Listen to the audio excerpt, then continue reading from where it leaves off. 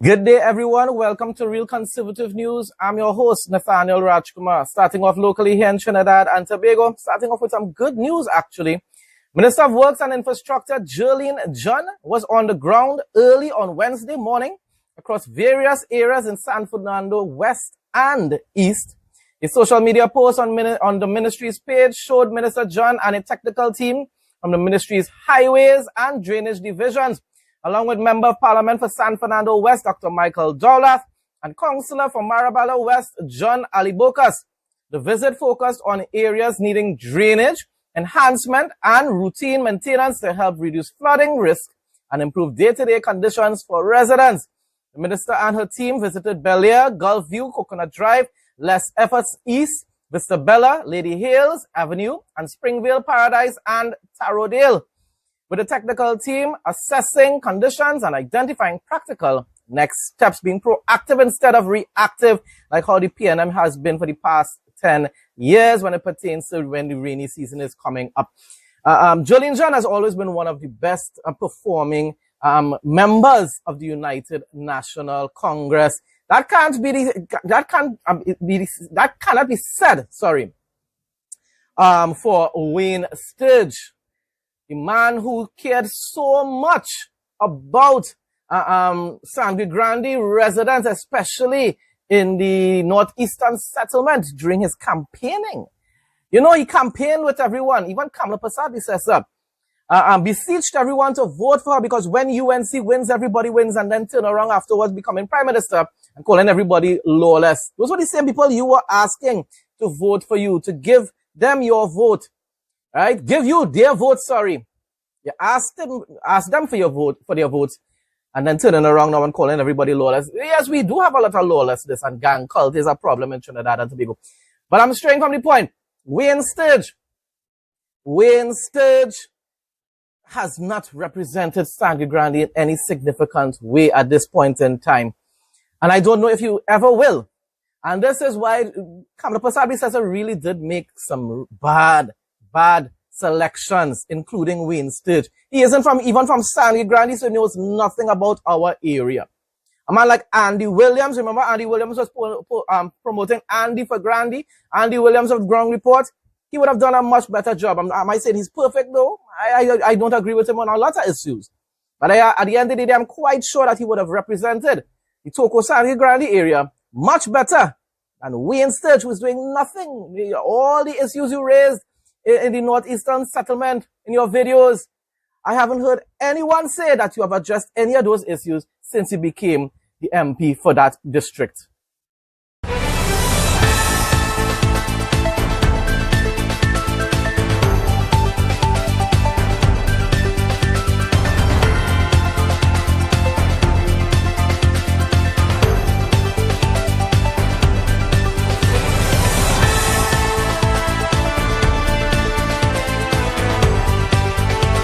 Roger Alexander made it clear that he has no intentions of stepping down. Of course, we know that is you know, Roger Alexander. You're a boss. He said, I'm the Minister of Homeland Security and I will continue to serve my country as long as the Honorable Prime Minister gives me that portfolio to do so. My response: as soon as Philip Edward Alexander made a controversial statement pertaining to India and Venezuela, Prime Minister Kamala publicly corrected him for doing so. I believe she said, what, stay in your lane? Why does Roger have this amount of privilege in this administration? I've never once heard the Prime Minister correct Roger Alexander for anything that he has said, and he has said quite a lot of strange stuff, incorrect stuff, inappropriate stuff, especially recently how he was promoting the idea that a law should be put in place in order to prohibit individuals from publicizing video footage that shows police misconduct while on duty. How many times will he be allowed to make comments which tarnish the image of the government? Roger needs to be replaced and given a junior role in a completely different ministry. I'm not saying to just cast him aside completely. He has a purpose, but not as the Minister of Homeland Security. Commissioner of Police Alistair Guevara has also proven that he cannot be trusted to lead and reform. There's a need for significant reform in the TTPS, people. I usually say disbandment, But that's never going to happen. No political party is going to disband the TTPS completely. So therefore it needs reforming. And therefore he must also do the right thing and resign. But we know he's not going to do that either. Has Kamala forgotten her own words? The voice of the people is the voice of God. That's what she says. Now, I personally don't agree with that statement from a biblical perspective, because mankind has a carnal nature, fallen nature. And therefore, our opinions are not the opinions of God. Our ways are not God's ways. Matter of fact, we don't even understand God's ways up to now. We try, and in the future, in eternity, we will learn a little more bit by bit. That's what I'm saying there. All right, so anyhow, now I personally don't agree with that statement from a biblical perspective. But if she really cared about the opinions of the mass population, because that's what basically it does really mean. It doesn't really mean literally that is the voice of God. But it means that that is the opinion that should matter the most, right? Because God's opinion usually matters the most. So that is what she was really trying to say or imply. Or I guess that's what that phrase usually would probably imply. I just don't like how they're putting God into it. But if she really cared about the opinions of the mass population instead of a few online activists, she would relieve Tanku and Roger and a few others. Even Padaras, I believe, needs to be replaced, people, right? So she would relieve Tanku and Roger, especially Minister of Finance and Minister of Homeland Security, of their duties. All these taxes, fees, fines, and draconian forms of crime fighting are not part of UNC's traditional democratic style of governance. Prime Minister Kamala Persaud says at this point in time, I don't know if you have become an agent of the PNM, because right about now, the UNC is losing any sort of viability to be able to win another general elections anytime in the future, unless there's a whole change of that slate, that whole part of the United National Congress that supports the Kamala Persaud group or team. That entire thing will need to be changed. All hands on deck. Minister of Homeland Security Roger Alexander has announced that all police officers will be called out, even those who are on leave during the carnival season, to ensure optimum protection for all. Yeah, protection for like how you're protected. No, not you, but the police protected Joshua Samaru and his wife. Yes.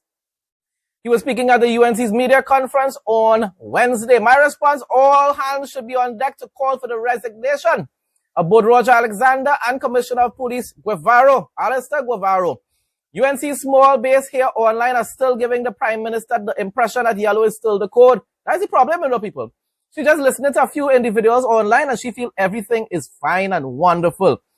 So UNC's small base here online are still giving the Prime Minister the impression that yellow is still the code throughout TNT. But the reality is that even many traditional UNC voters, including myself, are now wondering where our beloved party has gone. We are not seeing UNC anymore. We are seeing PNM in our face. That's what we are seeing. It's like we voted back PNM again. All we see before us is Rowley's twin and a group of PNM agents who are taxing citizens and attempting to infringe upon our rights to expose TTPS misconduct while they are on duty. Kamala Persaud Bissessa, wake up, please, and save the party before it's too late. By 2030, UNC will no longer be a viable option. 1/3, listen to this, people, and this is a fact. That's what happened. Go back and you will see for yourself. Approximately 1/3 of PNM's base left their party this general election in 2025. Most likely because a lot more UNC supporters think independently compared to PNM supporters. So most likely about 2/3 of UNC supporters will leave the party, just remaining at 1/3 of the actual base that just care about yellow is the code. People like myself that have voted for the UNC my entire life. Many of my friends in Sandy Grande, who you would believe are faithful UNC supporters to the end, I'm telling you, have said they cannot understand what Kamala is doing and they do not like what is going on. Other individuals that, as I said recently, even told me, you see why I told you I did not want to vote? They are seeing for themselves that the Kamala Persaud administration is ruling the nation, just like PNM. And in some ways, even worse. You could imagine that. The UNC is actually implementing certain policies that are more extreme than the PNM. Like these double taxes, double fines, everything. I mean, come on, people. Something is up, something is wrong.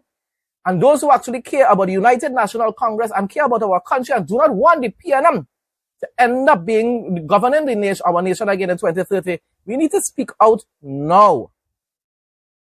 Prime Minister Kamla Persad-Bissessar yesterday defended a new Housing Development Corporation policy, which has introduced a 5% fee on the transfer of properties within families and a 10% fee on transactions involving the sale of its properties. Everything I'm telling you is fees, fees, fees, fines, fees, taxes. And yet you promise that you were not going to place the financial burden of recovering Trinidad and Tobago on the backs of citizens, and that's exactly what you and TANCU doing. Her defense came hours after former Housing and Urban Development Minister Randall Mitchell posted a document announcing the new policy on his Facebook page yesterday and slammed the government for the change. You actually giving PNM valid reasons to criticize the government, Kamla. Honestly, I'm amazed. I never thought this was going to happen. Honestly speaking, I did not think this was going to happen. But even while Persad-Bissessar was defending the HDC move, Housing Minister David Lee claimed to have no knowledge of the policy and launched an investigation into the matter. Asked about the HDC fee hike, especially in the light of her party's previous campaign against inheritance tax, telling you a lot of things she campaigned against. Persad-Bissessar said, from what I've been told, it's that the HDC is simply attempting to recoup some of the taxpayer money that was initially used to subsidize those properties upon transfer, because persons are profiting from transfers of these homes. Everything I'm telling you is just straight. So you don't know that all the time. All right. You can speak to the chairman for more information. However, the government will support any initiatives by HDC to recoup funds and lessen the burden on the hardworking, law-abiding taxpayers. My response was, this is yet another revenue-generating strategy which is being imposed by the Yellow is the Code Kamla Persad administration. Just like how Kamla Persad-Bissessar won the elections by telling citizens that she was going to reduce the fines on traffic offenses. Now, I keep saying something very clear to everybody. You see, the fines for speeding, DUIs, those kind of serious offenses should continue to increase. And a matter of fact, it should become a jailable offense as well if the offense is repeated. But you see the other minor offenses, she should have kept her word and reduced it. But right now, the only agenda UNC has right now is to generate revenue because, of course, one thing is a fact. One thing is a fact, people. PNM left this country bankrupt. And that is why they're trying to find the monies in order to be able to keep their promises and develop the country. But they're doing it the wrong way. They are going about doing it by taxing the citizens. The same citizens that they were concerned about all the years.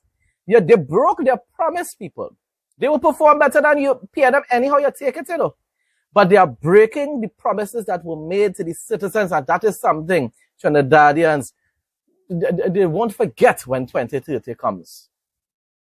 The Integrity Commission in Jamaica says it has developed and implemented a monitoring framework aimed at strengthening oversight of government procurement related to Hurricane Melissa recovery efforts. Yes, make sure that all the monies that are being donated by various countries and lent by others, like in Europe, instead of just actually donating, make sure it actually reaches the people and the programs that will actually benefit the citizens. Especially, I continue to say this, in the rural areas.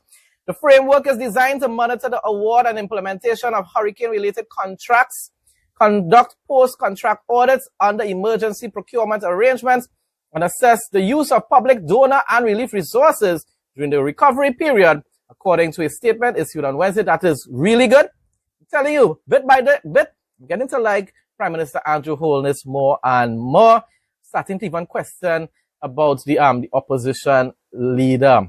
Yeah, I'm kind of way surprised about that.